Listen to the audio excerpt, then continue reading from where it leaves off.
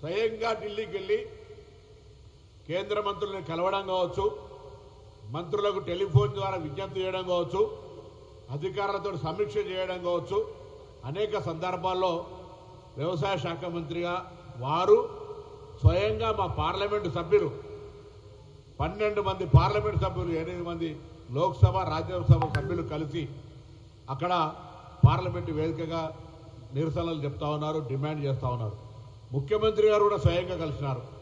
మేము కూడా అనుప్రియ పటేల్ గారిని కలిసి విజ్ఞాపన చేయడం జరిగింది. ఈరోజు ఒకటే అడుగుతా ఉన్నాం, ఎరువుల సరఫరాకు సంబంధించి ఎవరో అడిగే వరకు, రైతులు ఉద్యమించే వరకు ఎందుకు కేంద్రంలో ఉన్నటువంటి వాళ్ళు నిర్లక్ష్యానికి చేస్తూ ఉన్నారు? ఈరోజు మేము అనుకుంటా ఉన్నాం, రైతులు క్షేత్రస్థాయిలో భారతీయ జనతా పార్టీ ఉద్దేశపూర్వకంగా రైతులను వేధిస్తూ ఉంది. కాంగ్రెస్ ప్రభుత్వం రైతులకు పేరు రావడంతో దాన్ని ఏ విధంగా డిస్టర్బ్ చేయాలని ఒక ప్లాన్ చేసుకుందా అనేటువంటి ఒక అనుమానాలు కలుగుతూ ఉన్నాయి. లేనట్టయితే ఇది ఫెడరల్ సిస్టంలో రాజ్యాంగంలో రాజ్యాంగ స్ఫూర్తికి విరుద్ధం. రాజ్యాంగ స్ఫూర్తి చెప్తా ఉంది, దేశము రాష్ట్రము కలిసి నిర్వహించాల్సిన పనులకు సంబంధించి ప్రజలకు ఇబ్బందులు లేకుండా చూసే బాధ్యత ఉంటుంది.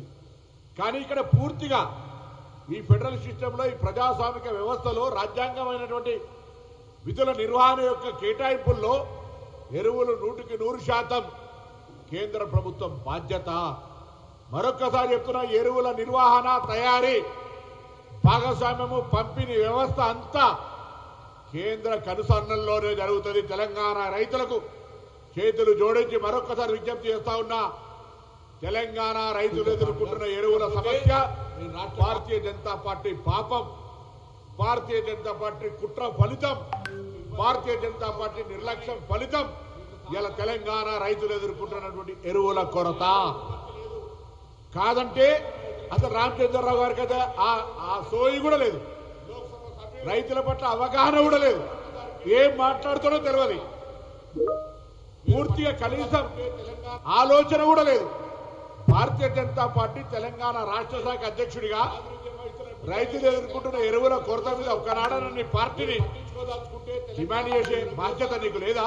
తీర్చాలనే తప్పన మీ పార్టీకి ఉంటే, రైతులు తెలంగాణ బిడ్డలైతే మాత్రం రాజకీయాలకు వాళ్ళకి ఎవరు సంబంధమా?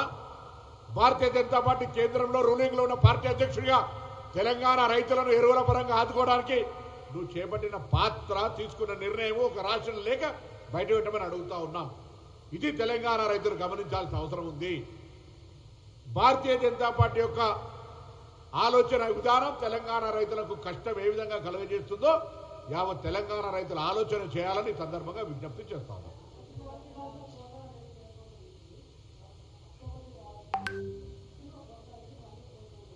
ఇప్పుడు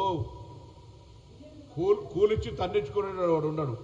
మేము కృత్రిమ కొరత సృష్టించడం ద్వారా మా మీద నిరసనలు చెప్పించుకునేటువంటి బుద్ధి జ్ఞానం లేని రాజకీయ పార్టీ నాయకుడు ఎవడని ఉంటాడా? ఏం ప్రశ్న? వానికి జ్ఞానం ఉండాలి కదా అడిగేటోడికి.